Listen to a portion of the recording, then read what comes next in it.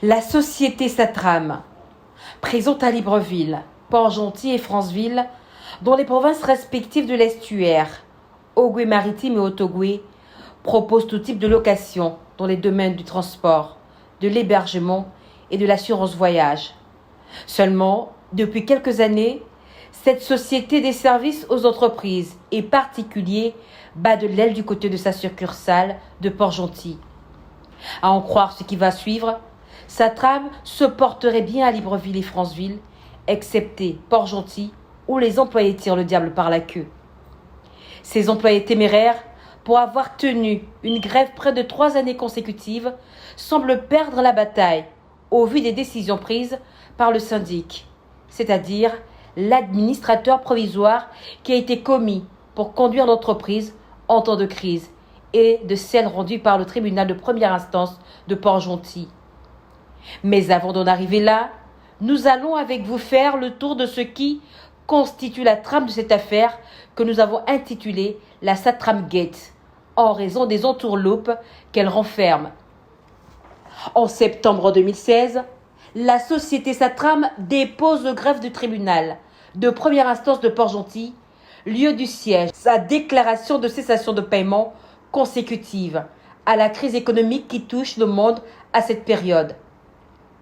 Entendons par là que Satram traverse une situation difficile, se traduisant par l'impossibilité de faire face au passif exigible avec son actif disponible. En effet, près d'un an après, c'est-à-dire 2016-2017, aucun salarié n'avait eu droit à son salaire. Nous sommes des anciens, des ouvriers, des travailleurs qui sont en grève depuis 3 ans. Alors vous-même vous verrez. Il y a des pères et des mères de familles qui dorment ici, qui squattent ici parce que jusqu'à aujourd'hui, ces familles-là ne sont pas payées. L'argent est un boussolier de la transafricaine Cap Allégé. Il a perdu la boussole quand le gouvernement a fermé les chantiers. La société Satram a subi l'expression conjuguée de 3 crises. La crise économique mondiale depuis 2016, une crise de gestion voulue et entretenue par les directions qui se sont succédées, et une crise sociale. Donc ces 3 crises ont fait en sorte que l'entreprise, depuis septembre 2016, entre en cessation de paiement.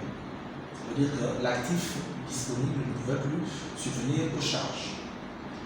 Donc nous sommes restés de 2016 jusqu'en 2017 sans salaire, sans savoir où l'entreprise allait.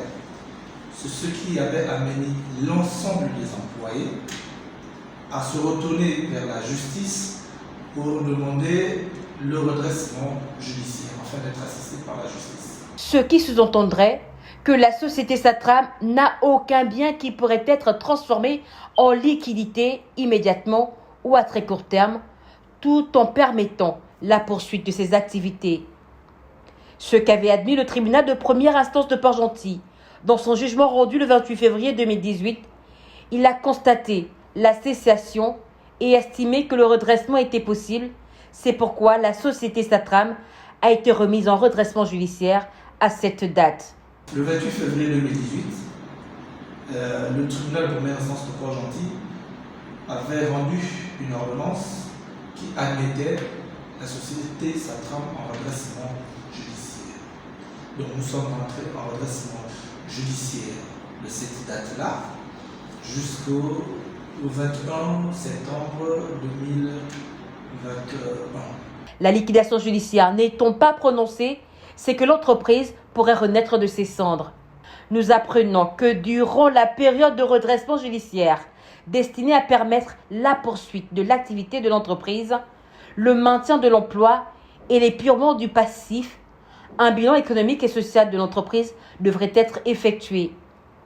Un mandataire judiciaire et, éventuellement, un administrateur judiciaire devrait être nommé par le tribunal pour administrer tout ou partie de l'entreprise, seul ou avec le dirigeant d'entreprise.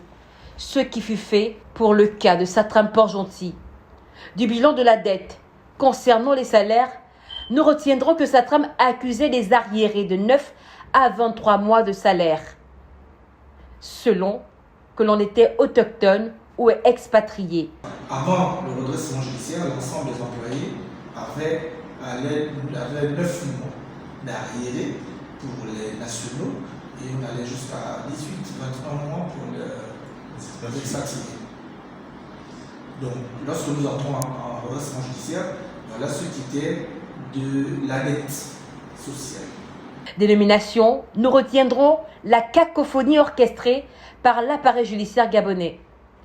C'est à ce niveau de la mise en œuvre de la procédure de redressement judiciaire qu'intervient les entourloupes auxquelles nous faisons allusion dans cette affaire. Un flou total s'instaure au point que certains responsables de l'entreprise qualifient ces actes d'ingérence.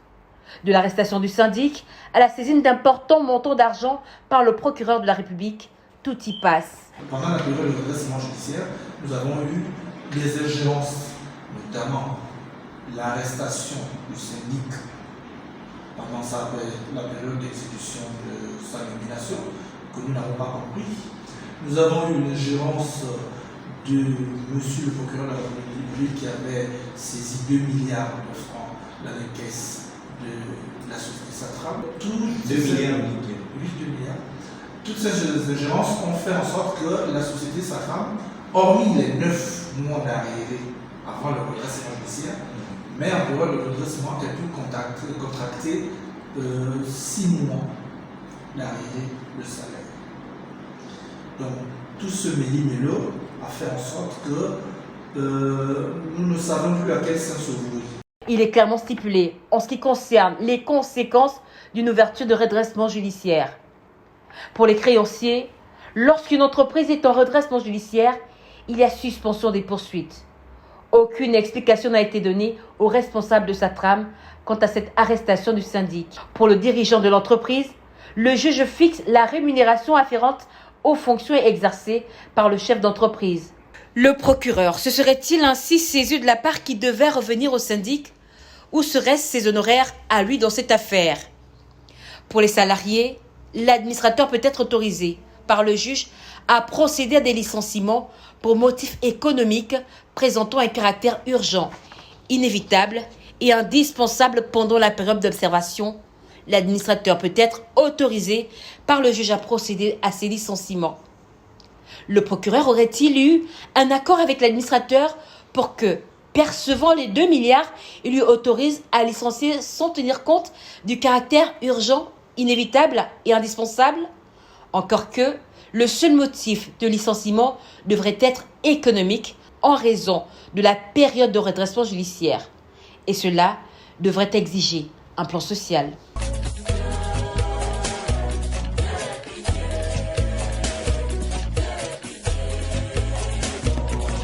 Pitié, pitié, pitié, bon Dieu.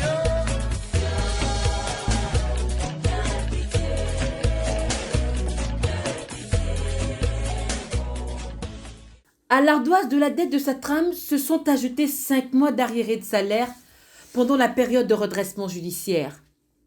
N'ayant aucune information conséquente, tant du syndic que des représentants de Satram, les employés ont eu recours à l'inspection du travail, après avoir déposé un préavis de grève auprès de la direction générale.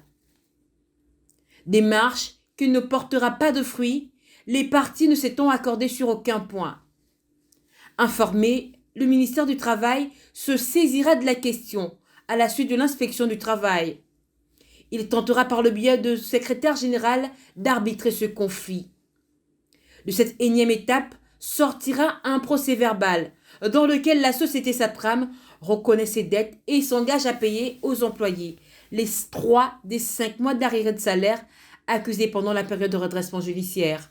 Que nous allons faire un PV d'État, le ministère du Travail, où la direction générale de SATRAM reconnaissait effectivement les dettes avant le redressement judiciaire, reconnaissait les dettes pendant le redressement judiciaire et avait fait une proposition de sortie de crise, notamment le paiement de 3 mois de salaire de manière consécutive. Et comme la grève n'avait pas été suspendue pendant les négociations, comme l'avait recommandé le secrétaire général du ministère du Travail, et qu'elle s'était poursuivie même après le paiement de 3 mois d'arriérés de salaire, la direction générale décide de porter plainte auprès du tribunal de première instance de Port-Gentil pour grève illicite. Le tribunal donnera raison à la direction générale de SATRAM. Effectivement, le 13 novembre, le tribunal de première instance de Port-Gentil va sortir une ordonnance qualifiant la grève illicite en ordonnant la cessation des effets physiques de la grève. Malheureusement, nous étions surpris de constater que de tous les employés qui étaient impliqués de grève, une partie avait repris le travail et une autre avait décidé volontairement de ne pas reprendre le travail. Donc, au mépris de la décision de justice, au mépris du mot d'ordre de levée de grève du syndicat. Donc, ce que nous ne comprenons pas. Nous avons rencontré 2 des employés ayant repris le travail et requis l'anonymat.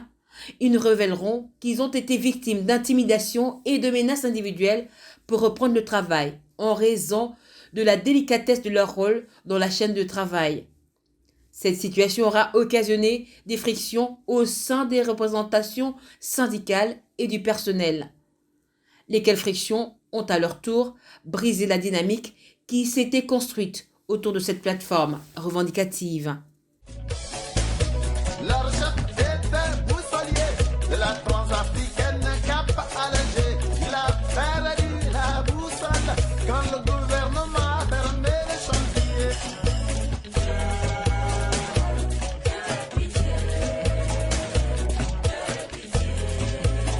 Désormais, il se trouve d'un côté la direction générale de SATRAM, qui considère les grévistes restants comme des va-t-en-guerre, et de l'autre, ces grévistes décidés d'obtenir satisfaction à leurs revendications. Campant chacun sur ses positions, ce statu quo durera 2 ans, de septembre 2019 à mars 2021. Dernière date à laquelle la direction générale de SATRAM décide à nouveau de porter plainte pour demander une cessation de troubles au sein du siège social de l'entreprise où les grévistes avaient leur piquet de grève. La direction générale obtiendra gain de cause puisque le tribunal qualifiera cette grève d'illicite. Ne trouvant pas toujours de suite, la direction générale de SATRAM va reporter plainte pour demander une cessation de troubles pour une 2e fois. Et en mars 2021, le tribunal de première instance de Port-Gentil sortira encore une autre ordonnance, toujours en qualifiant la grève d'illicite. La direction générale de SATRAM commettra de ce fait un huissier de justice pour constater l'abandon de poste et signifier aux grévistes les ruptures de contrat de travail. La situation était telle qu'il fallait prendre une décision, nous confiera le responsable des relations sociales.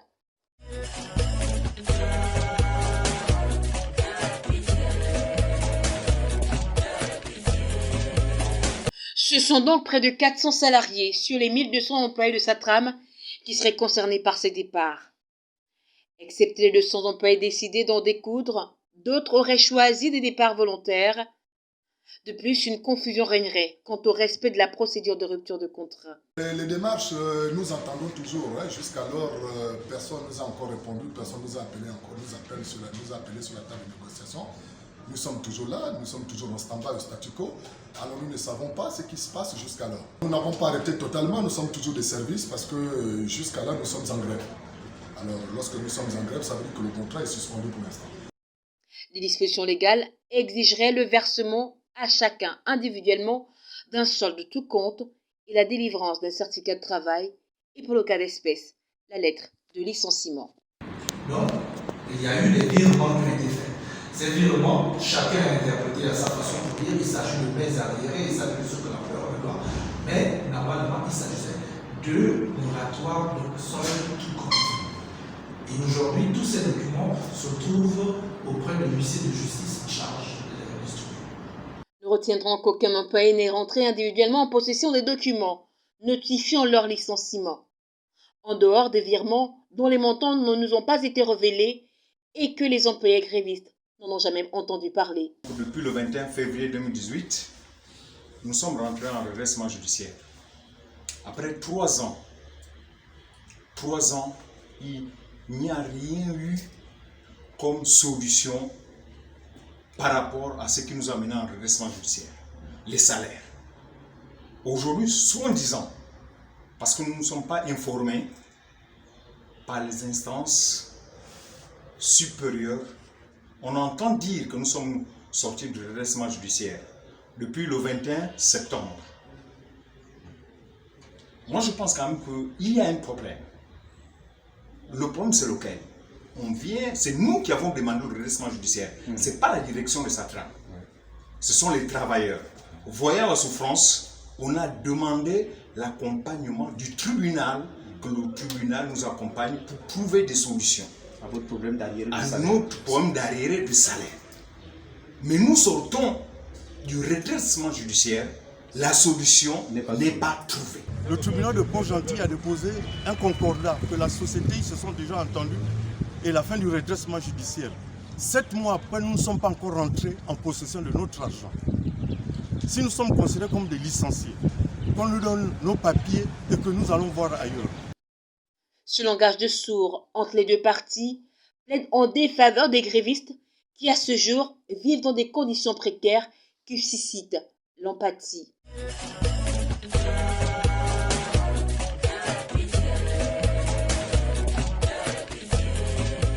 Pour avoir conditionné la reprise du travail par le paiement de leur arriéré de salaire de plus d'1 an, les employés en grève de Satram auraient été licenciés en période de redressement judiciaire pour grève illicite et abandon de poste. Décision appuyée par le pouvoir judiciaire et qui force les laissés pour compte à vivre dans des conditions dégradantes. Le directeur général de Satram, qui affirme que cette affaire ne relève plus du social mais du juridique, fait la sourde oreille à tout appel des employés grévistes confrontés au sinistre. C'est le cas du délégué du personnel sur le chemin du devoir, c'est-à-dire en réunion avec la partie juridique pour trouver une issue à ce conflit, a vu ses habitations voler en éclats. Un incendie d'une rare violence. Toutes les négociations avec Satram ne donnent pas des avancées. Vous voyez, je suis délégué du personnel, ma maison se dit, je suis à la Belle Étoile et tout. En dehors de moi-même qui appelle. Les mots me manquent, j'ai des larmes aux yeux. Je le dis même dans mon écriture lorsque j'ai demandé des aides. Ils me doivent. Je demande mes sous pour que je puisse me retrouver avec la famille. Si j'étais moi-même là, ma maison, je pense qu'elle n'est pas circulée. Mais ce jour-là, je me suis déplacé. Pourquoi? Toujours pour travailler sur les problèmes de Satram. Et ils sont au courant, ils ne font même pas un geste. J'ai écrit, on ne vient même pas vers moi pour me dire que non, voilà à tel niveau.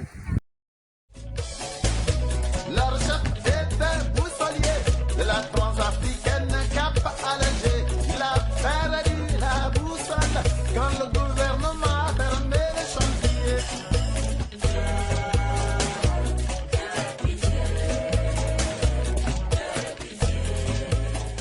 Ces employés grévistes ont érigé en logis le siège social de cette entreprise, du fait, pour plusieurs, d'avoir été chassés des maisons dont ils ne pouvaient plus payer les frais de loyer.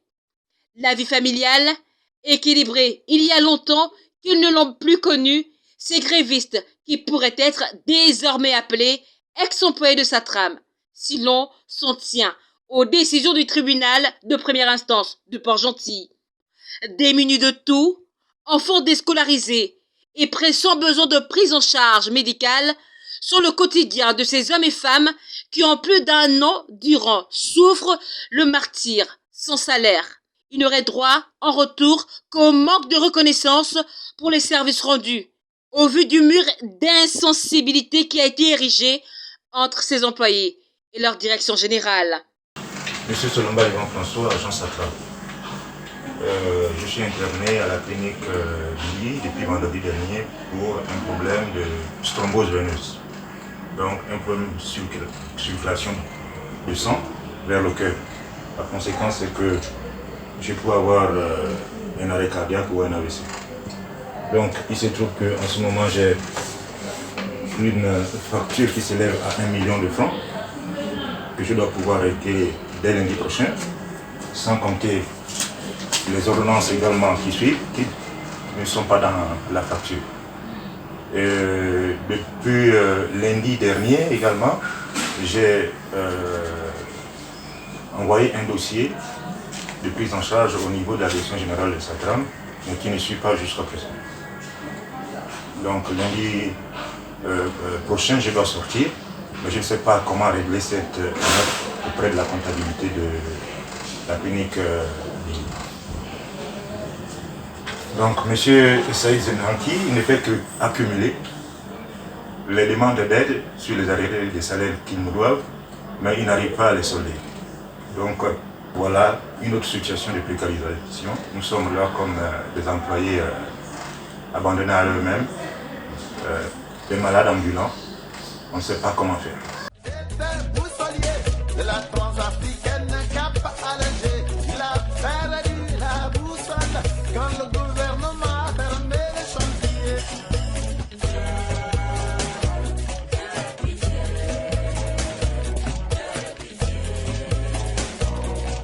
Pitié, bon Dieu.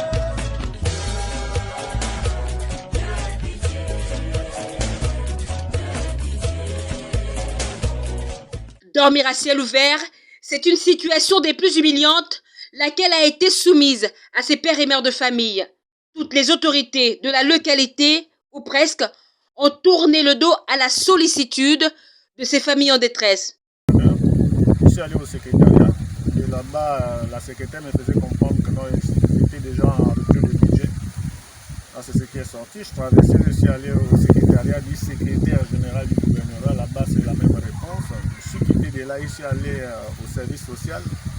De là-bas aussi, sous décret, il me disait que non, ce service social est détaché. Pour les initiés, c'est détaché, c'est maintenant au gouvernement. Quand j'arrive au gouvernement, je vous ai déjà dit, il n'y a plus de budget. Je ne me suis pas arrêté là, j'ai écrit au maire central, je n'ai pas encore de réponse, j'ai les accusés de réception, j'ai écrit à Mac Chanko. Je ne me suis pas arrêté là, j'ai écrit au maire de mon arrondissement avec l'appui du chef de quartier, sur le 4e arrondissement normalement. J'ai écrit au doyen politique, M. Michel Songé, donc de cela, je demande de l'aide partout. Ainsi, pouvait-on s'attendre à des drames extrêmes pour ce seul mois de janvier 2022 ? 200 tombés armes à la main, sans assistance.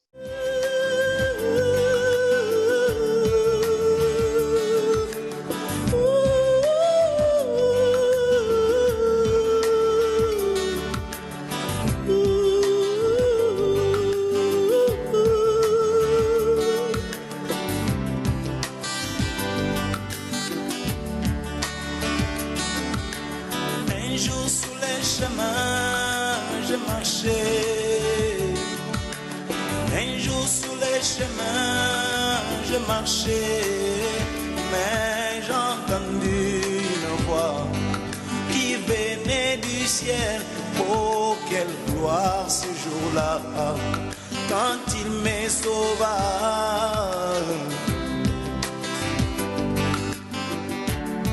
Ma première pensée est tournée vers le président de la République, son Excellence Ali Bongo Ondimba, la chef du gouvernement Rose Christiane Souka, la ministre de la Justice et la ministre du Travail. C'est que il est inconcevable que nous sommes dans un pays de droit et que nous avons toutes ces institutions et que nous ne pouvons pas comprendre pour avoir revendiqué nos arriérés de salaire et que au jour d'aujourd'hui, nous nous retrouvons à 36 mois. 36 mois d'arrivée de 36 mois de grève dans notre pays. Monsieur le Président, je viens encore une fois de plus solliciter votre arbitrage dans l'affaire Satram et GCA. vous aviez dit que vous ne serez heureux que lorsque tous les Gabonais seront heureux. Mais nous, à Satram, nous ne le sommes pas. Parce que nos salaires sont embrigadés depuis près de 3 ans. Et nos enfants n'ont plus droit à l'éducation et le droit de se faire soigner. Nous comptons sur votre diligente des affaires afin que ce dossier de Satram soit un lointain souvenir. Les voies de recours étant épuisées, ces employés espèrent que l'écho de leur voix pourrait atteindre les arcanes du pouvoir qui, à croire sa définition de relation sociale, est une relation d'échange entre 2 acteurs sociaux asymétriques.